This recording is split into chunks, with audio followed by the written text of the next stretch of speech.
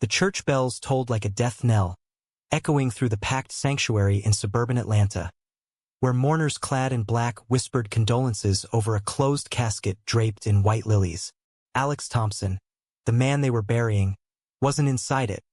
He was watching the whole farce from a dingy motel room 3 states away, his laptop screen glowing with the Livestream feed his estranged sister had unwittingly shared on social media. As the pastor droned on about a life cut short by tragedy, Alex's fingers hovered over the keyboard, his heart pounding with a mix of rage and heartbreak, ready to shatter the illusion his family had built to erase him.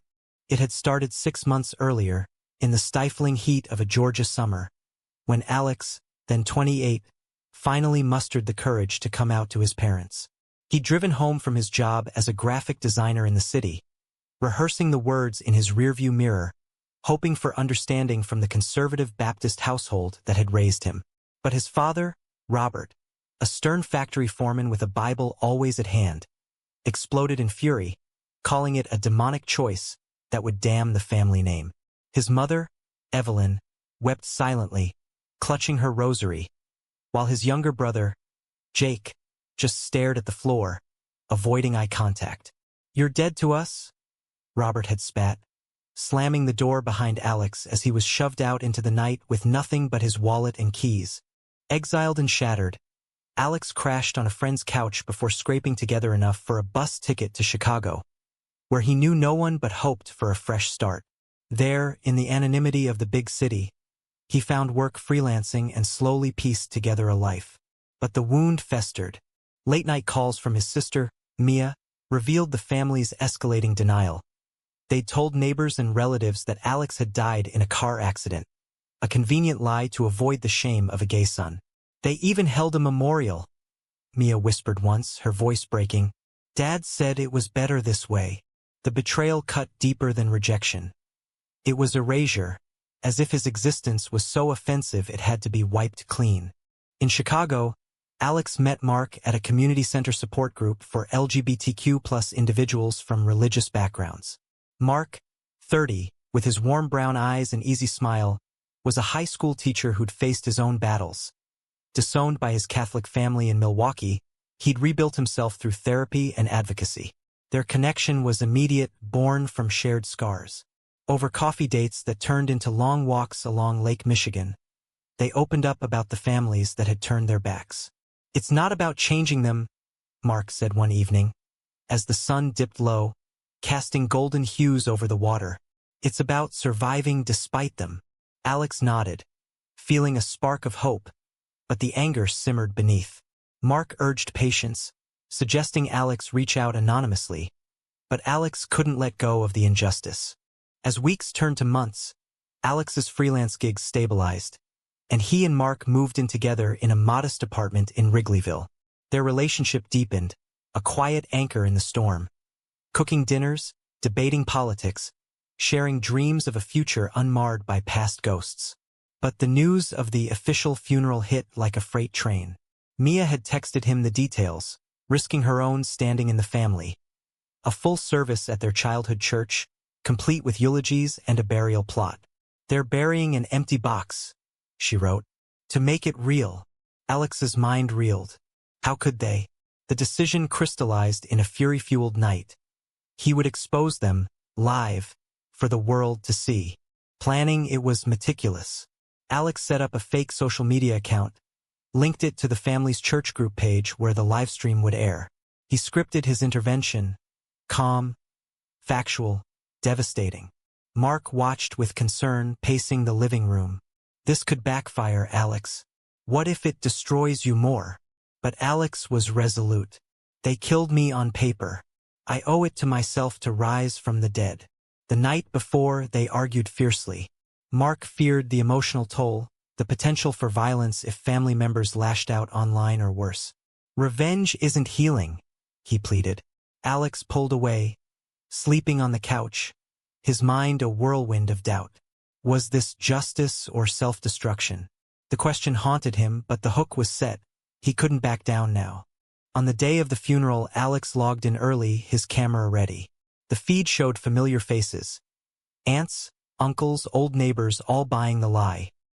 His father's stoic facade cracked only when he approached the podium, voice thick with feigned grief. Alex was taken too soon, Robert said. But he's in a better place now.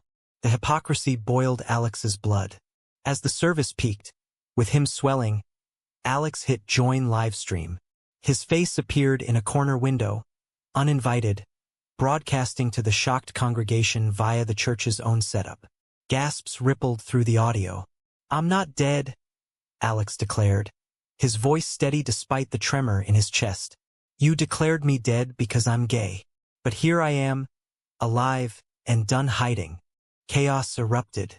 The pastor fumbled with the controls, but it was too late. The stream had gone viral in seconds, shared by onlookers. Comments flooded in, support, outrage, questions. Robert's face turned ashen on screen. Evelyn buried her head in her hands. Jake bolted from his seat, yelling something inaudible. Alex's heart raced. This was the confrontation he'd craved, but seeing their pain mirrored his own. Mark, watching beside him, squeezed his hand. "You did it," he whispered. But as the feed cut, Alex wondered if this victory was worth the fracture it would deepen. The aftermath hit like a tidal wave. Social media exploded. Hashtags like Resurrected Son and Family Betrayal trended. News outlets picked it up. Man crashes own funeral after family fakes death over sexuality. Alex's phone buzzed nonstop with interview requests, support messages, and threats from anonymous bigots. Mia called, sobbing, "Dad's furious. He says you've ruined us." Alex felt a pang of guilt. Had he dragged his sister into the crossfire? Mark fielded calls too, his school colleagues offering solidarity, but he worried about backlash in his job. That evening, over takeout pizza gone cold, Alex and Mark dissected the day. "I thought it'd feel liberating," Alex admitted, staring at the ceiling. "But it just hurts more." Mark nodded, pulling him close. "Healing isn't instant.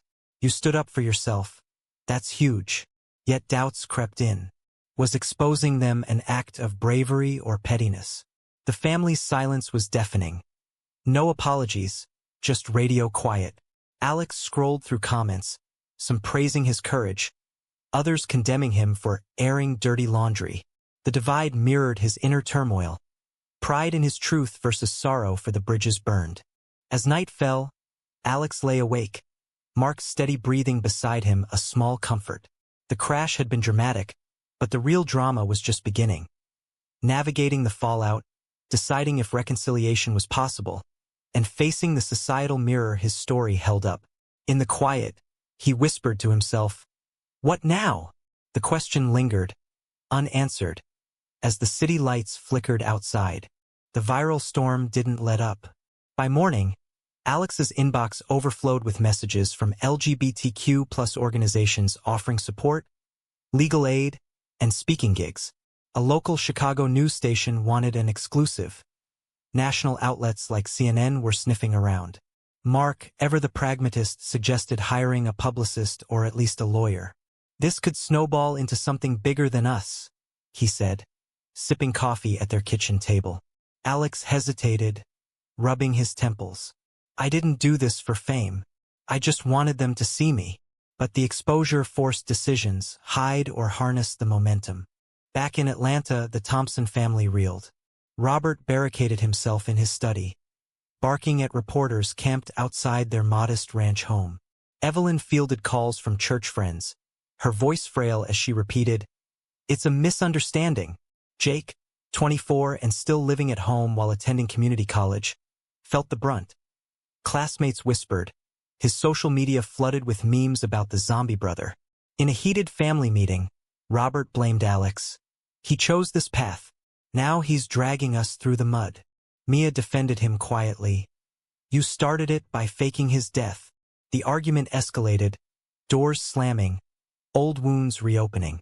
Alex monitored it all through Mia's covert updates. She described the tension, how neighbors avoided them, how the church pastor suggested counseling. "Dad's talking about suing for defamation," she texted. The threat stung. Legal battles? Alex hadn't anticipated that. Mark researched pro bono lawyers specializing in LGBTQ+ rights, connecting Alex with one named Sarah, a sharp advocate from the ACLU. Your family's actions border on emotional abuse, Sarah said in their first call. We can counter any moves they make. But Alex wavered. Sue his own blood? The moral quandary gnawed at him. Was fighting fire with fire the right choice? Meanwhile, their relationship strained under the spotlight. Mark's school principal called him in, concerned about distractions from the media frenzy. Parents complained, fearing influence on students. Mark defended himself fiercely. My personal life doesn't affect my teaching, but the whispers eroded his confidence. One night, after a long day, he snapped at Alex. This is affecting my job now. Did you think about that? Alex recoiled, guilt flooding him. I'm sorry. I didn't mean to pull you under. They reconciled with apologies and embraces, but the crack was there, a reminder that decisions had ripple effects. Alex decided to go public fully, agreeing to a podcast interview with a popular queer activist. Seated in a makeshift studio, he recounted his story. The coming out, the disownment, the fake death. They chose shame over love, he said, voice cracking. The episode dropped and amassed millions of downloads, sparking debates on family dynamics in conservative communities. Supporters shared similar tales. Critics accused him of exaggeration. The attention brought opportunities, a book deal offer, invitations to Pride events, but also harassment. Doxing attempts forced them to change addresses temporarily, holing up in a friend's spare room. In the midst of chaos, a surprise. Jake reached out via a burner email. I need to talk, it read. Alex's pulse quickened.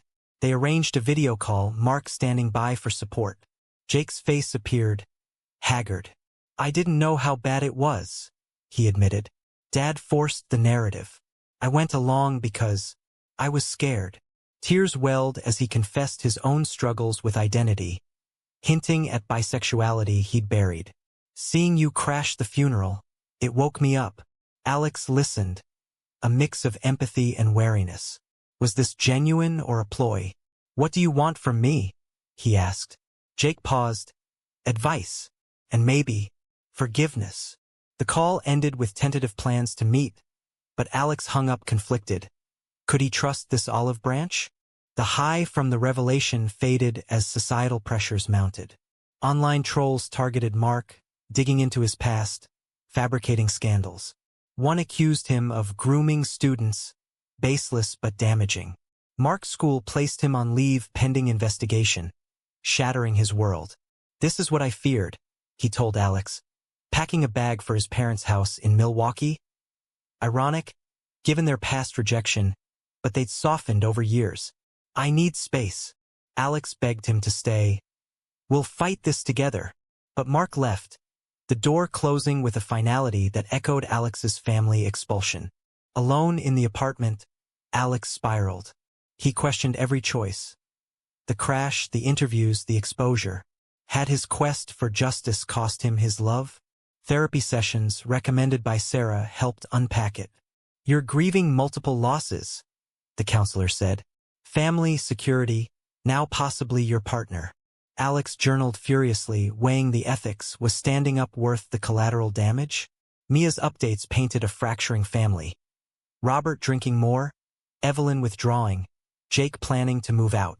A turning point came when a national magazine profiled Alex, framing him as a symbol of resistance. The article went viral, prompting a congressional hearing on LGBTQ+ family rights. Alex testified remotely, sharing his story to lawmakers. Faking a death isn't just cruel. It's a symptom of deeper societal rot, he argued. The experience empowered him, but the personal toll loomed. Mark called sporadically, their conversations strained. I love you, but this chaos, I don't know if I can handle it long term. As weeks blurred, Alex faced a crossroads. Continue the fight publicly or retreat for healing. An invitation to speak at an Atlanta Pride event tempted him, back on home turf, confronting the source. But risks abounded. Family confrontation, protests. He debated with Sarah. It could close the loop, or reopen wounds. The decision weighed heavy, his inner conflict a storm of what-ifs. Mark's absence stretched into a month, their daily texts dwindling to check-ins. Alex threw himself into advocacy, volunteering at the community center where they'd met. Leading support groups, he shared his story, helping others navigate disownment. "It's not about revenge," he'd say, echoing Mark's words. "It's about reclaiming your narrative." But privately, doubt festered. Had he reclaimed his, or just amplified the pain? Jake's outreach evolved into regular calls. He confessed more. Suppressed feelings, fear of Robert's wrath. "I envied your courage," Jake said. Alex offered guidance, therapy resources, coming out tips, but cautioned, "Don't rush. Protect yourself." Their bond mended tentatively, a silver lining in the wreckage. Mia joined some calls, forming a sibling alliance against the parental wall. "Mom's softening," she reported. "She asks about you indirectly." Evelyn's subtle shifts, liking queer-positive posts online, hinted at cracks in the facade. Robert remained unyielding. Through Mia, Alex learned of his rants. "That boy's destroyed our reputation." The lawsuit threat materialized. A cease and desist letter arrived, accusing Alex of slander. Sarah laughed it off. "No grounds. It's all public record now." But the aggression stung, reinforcing the divide. Alex considered countersuing for emotional distress but backed off. Escalation felt wrong. Instead, he wrote a letter, pouring out years of hurt. "I didn't choose to be gay, but you chose to kill me." Mailed anonymously via Mia, it landed like a bomb. Robert didn't respond, but Evelyn called Mia crying, "Tell him we're sorry." The Atlanta pride invite loomed. Alex accepted, nerves jangling. "It's time to face them," he told his therapist. Mark, hearing of it, called, "Be careful. I miss you." The admission thawed the ice. They talked for hours, Mark admitting the leave had cleared his head. "The investigation cleared me, false claims. But I needed to process." Alex apologized again. "My actions hurt you." Reconciliation sparked. They planned to meet post-event. Flying into Atlanta felt surreal.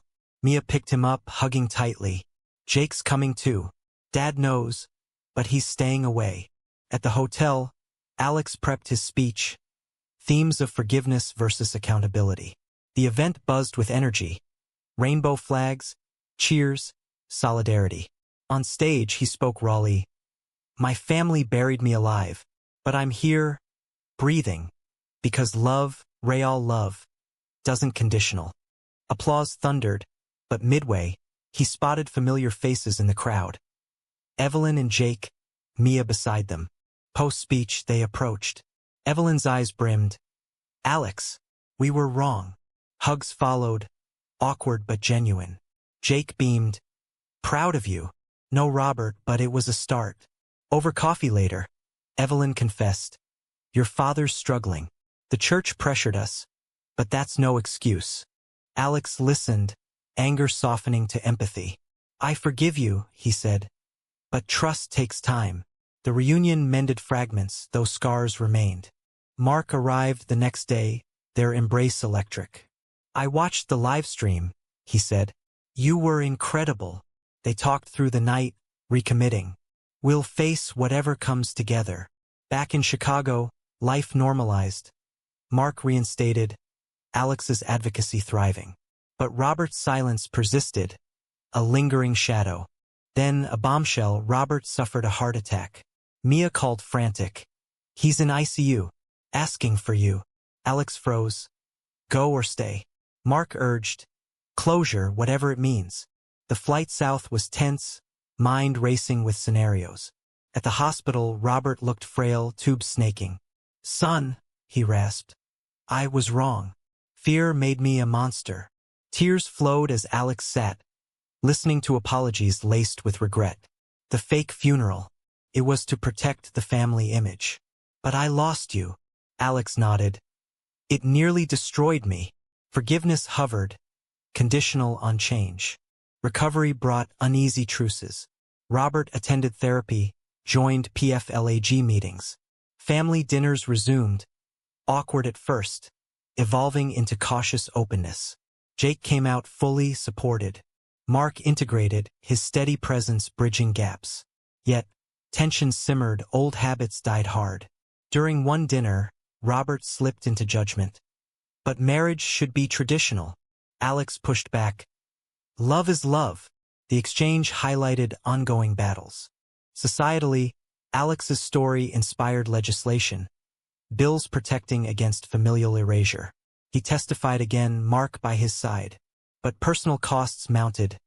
Privacy lost. Constant scrutiny. Was it worth it? Alex pondered in quiet moments. Mark's answer, you spark change. That's priceless.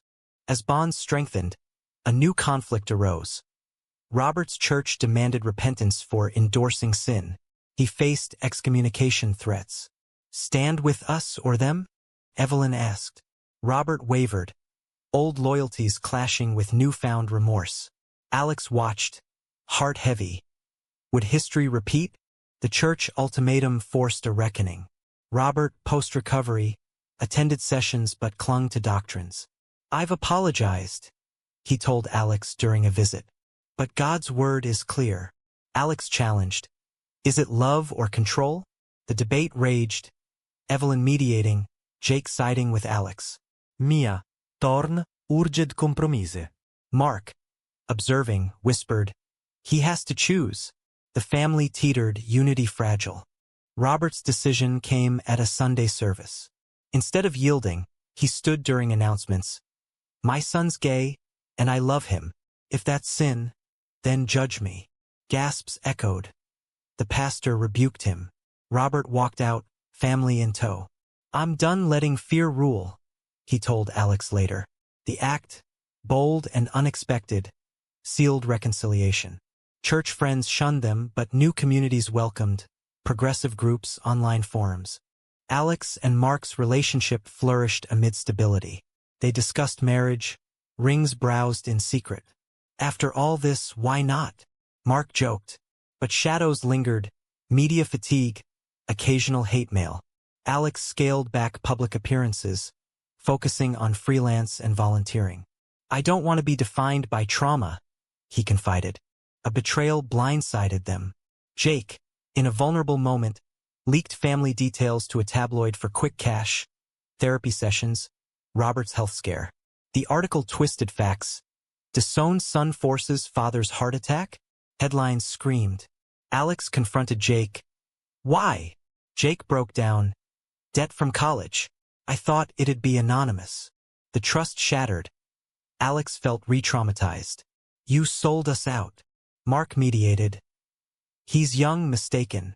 But the damage spread, renewed scrutiny, Robert retreating. Healing required boundaries.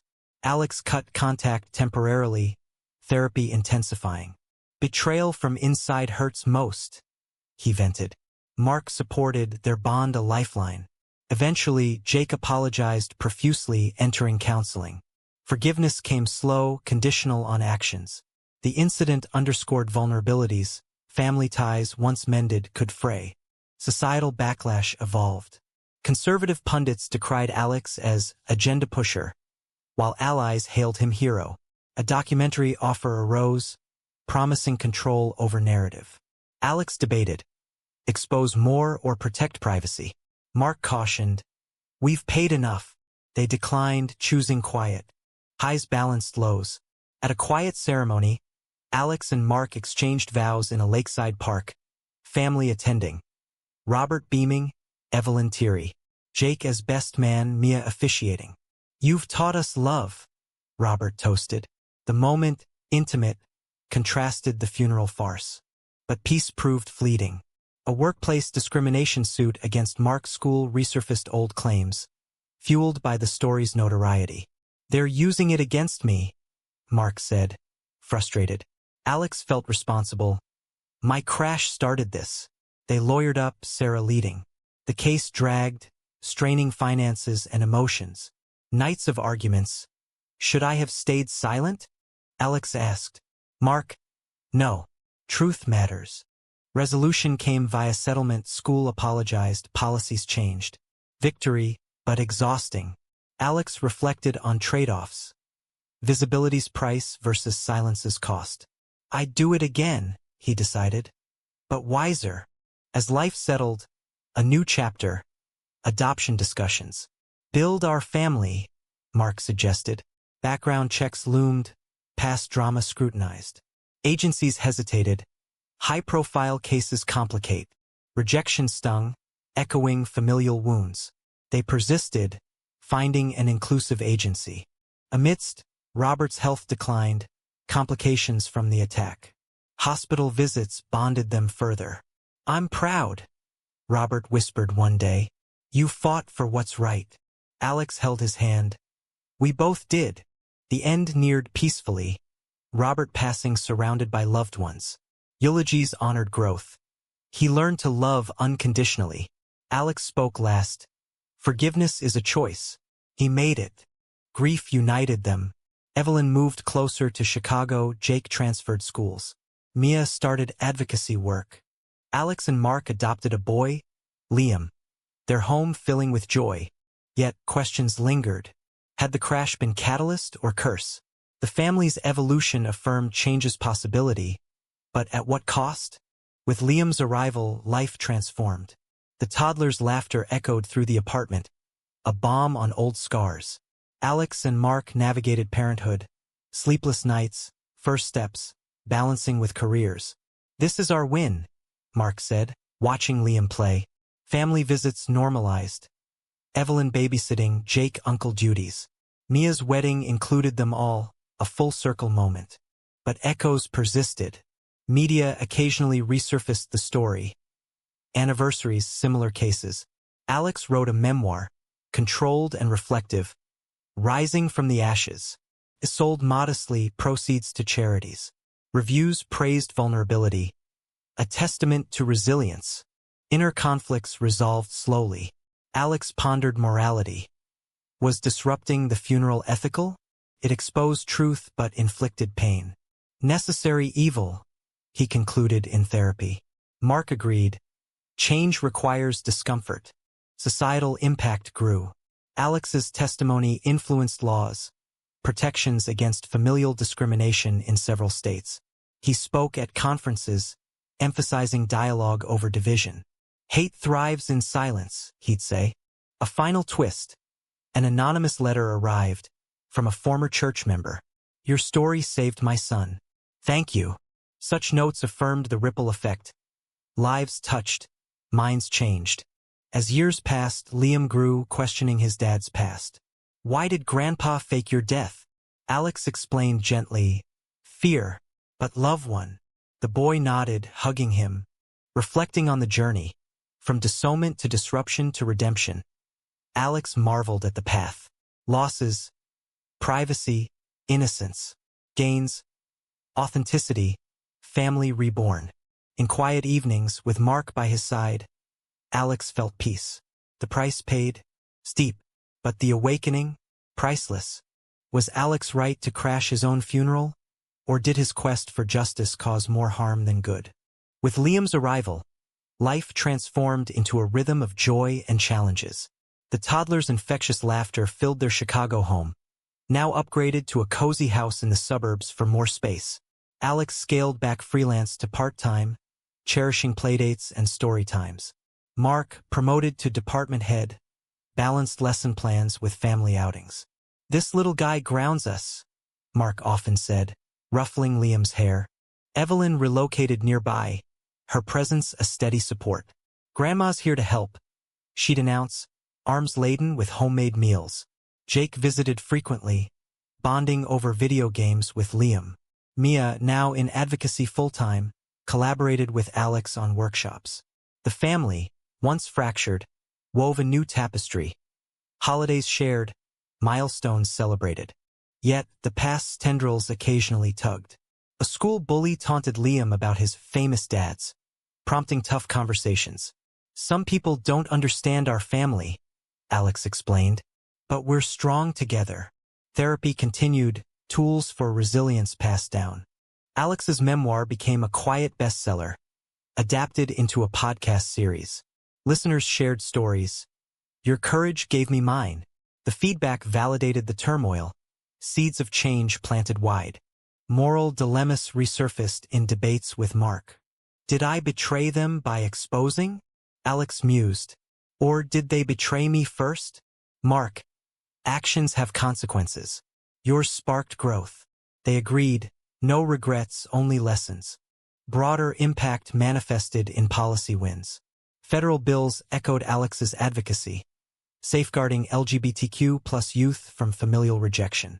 He testified one last time, "My story isn't unique. Let's make it obsolete." Personal growth shown in quiet acts. Robert's grave visits, where Alex left flowers. "You changed, Dad. That's legacy enough." As Liam turned 5, a family reunion marked the funeral crash anniversary. Not mourned, but reflected. "From death to life," Evelyn toasted. In the end, the saga's essence. Choices define us. Their prices shape us. Was Alex right to crash his own funeral? Or did his quest for justice cause more harm than good?